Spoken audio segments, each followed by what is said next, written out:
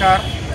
आज आपल्या रावेर नगरपालिकेचे उमेदवार 11 वार्डामधून माझे लहान बंधू जगन्नाथ दुर्गादास शिवलकर आणि आपण मागासवर्गीय शील समाज, घरवाडी समाज आणि जयभीम समाज आणि इतर समाज आणि पूर्ण समाजाचे नाव घेणं शक्य नाही। सर्व आपले समाज आहे किंवा महाजन मराठा हे आपले आणि मागासवर्गीयमधून आपण आजपर्यंत कोणाही आमच्या विकास कामं झालेले नाही आहे आणि आमच्या कॉलनीतले एकही रोड, पाणी, खासदारकी, आमदारकी, जिल्हा परिषद, पंचायत समिती हे आपण आतापर्यंत 50 वर्षापासून बघितलेलं आहे।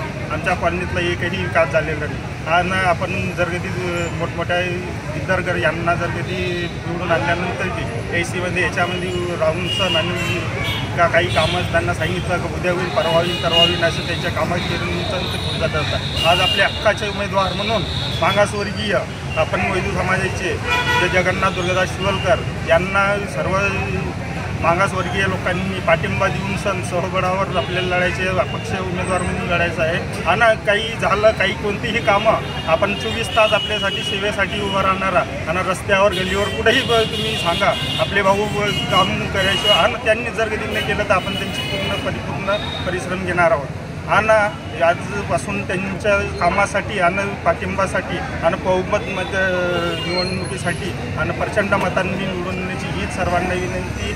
जय हिंद, जय महाराष्ट्र, जय भीम।